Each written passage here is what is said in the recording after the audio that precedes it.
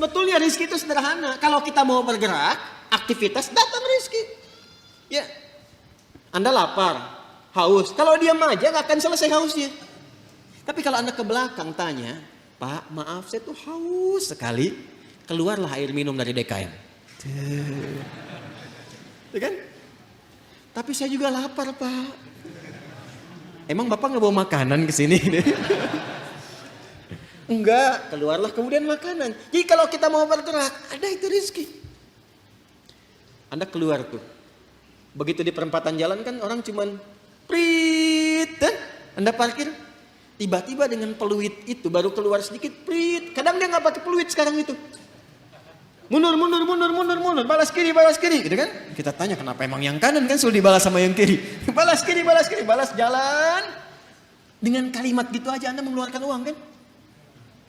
Kasih oleh Anda 2.000. Makasih Pak. Kasih 5.000. Makasih Om. Ya? Udah pindah tuh. Kasih 10.000. Makasih Bos. Gitu kan? Ya kan?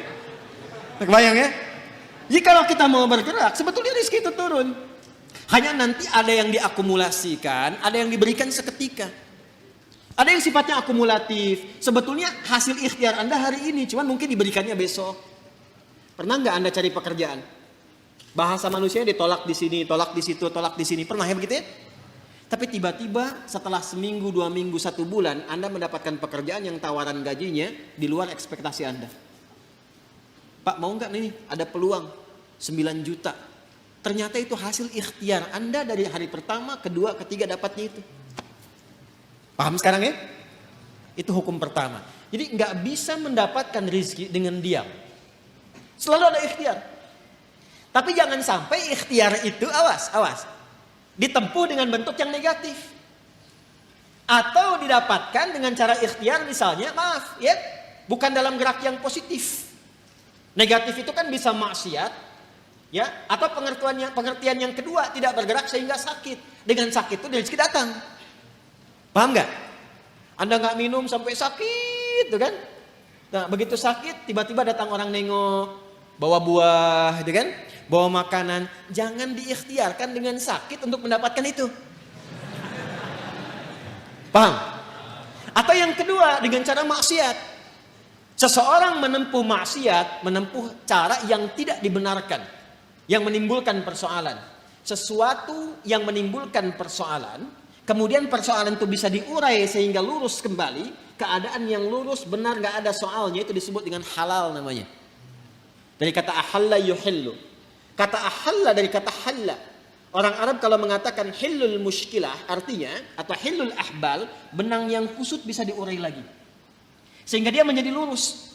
Sesuatu yang lurus yang tidak ada persoalannya disebut dengan halal namanya. Jelas?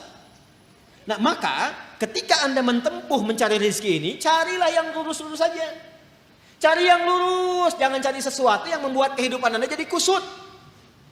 Karena itu segala bentuk pintu yang mengantarkan pada kekusutan hidup, yang memungkinkan Anda menjadikan hidup bermasalah, dilarang oleh Allah. Jangan lakukan ini, jangan kerjakan ini.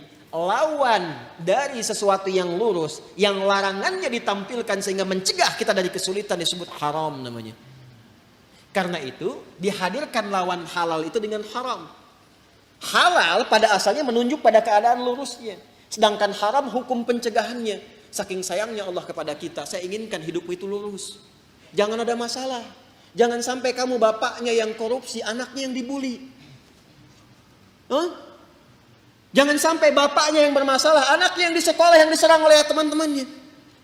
Anak SD diteriaki, bapak kamu koruptor ya, bapak kamu koruptor ya. Apa Anda tega melihat anak Anda bermasalah di sekolahnya hanya karena perbuatan bapaknya? Tuh. Maka kata Allah yang lurus-lurus saja. Gak usah menipu, gak usah korupsi, gak usah nyogok, lurus aja. Kan tadi tahu rizkinya sudah ditentukan, gak akan tertukar. Besok meninggal juga kok. Mau meninggal besok? Paham gak? Paham sampai sini ya? Nah, kalau sudah paham, kalau sudah dapat yang itu, cari yang baik-baik untuk tubuh kita. Tadi jangan sampai mendapatkan sesuatu, betul cara dapatnya halal. Cuman mengonsumsi yang lain yang kira-kira gak sehat untuk tubuh. Dapat harta dengan halal, beli durian. Durennya bagus, tapi kalau makan duren 100 biji, kan masalah. Maka idealnya dapatkan dengan cara yang benar, konsumsi dengan cara yang menyehatkan. Cara yang menyehatkan itu bahasa Arabnya thayyib. Dari kata tabba, ya kan? Orang yang berkontribusi membantu supaya sehat disebut tabib. Bahasa kitanya dokter. Maka Allah tegaskan supaya kita nggak banyak nanya lagi. Kulu mimma fil ardi halalan thayyib. Itu maksudnya. Halalan thayyibah. Ya. Jadi mencari rezekinya di mana? Halo? Di langit telah ditetapkan rezeki. Diturunkan ke mana? Ke bumi. Maka cara kita berikhtiar, ikhtiarnya di mana? Di bumi. Tapi apakah mungkin mencari rezeki di bumi, semuanya bumi kita kelilingin? Tidak kan? Karena itulah ayatnya mengatakan mimma, singkatan dari min dan ma, di setiap tempat yang mampu engkau pijak. Jadi kalau misalnya Anda merasa nggak ada peluang di sekitaran ini, pindah. Kan Bekasi luas. Itu baru Bekasi. Nggak ada di PTM pindah PJS, nggak ada PJS pindah Greenview, nggak ada di sini pindah Pekayon. Pekayon aja masih luas. Nggak ada di selatan pindah utara, nggak ada utara pindah timur, ya kan? Nggak ada di timur pindah dari kota ke kabupaten, Kabupaten Bekasi. Nggak ada di situ geser pindah Depok, nggak ada Depok pindah, banyak sekali tempat bisa dipijak. Jangan jadikan alasan ketika nggak menemukan di satu tempat Anda berbuat maksiat. Bukan Anda di sana maksudnya ya, ini contoh aja umum. Jangan jadi alasan kalau Anda tidak mendapatkan di satu tempat, jangan jadikan pijakan itu untuk berbuat maksiat. Aduh, udah sekarang susah Ustaz jadi yang halal, itu aja yang haram susah. Kenapa sih harus selalu banyak alasan? Allah sudah menjamin, kenapa manusianya bikin susah? Paham sampai sini?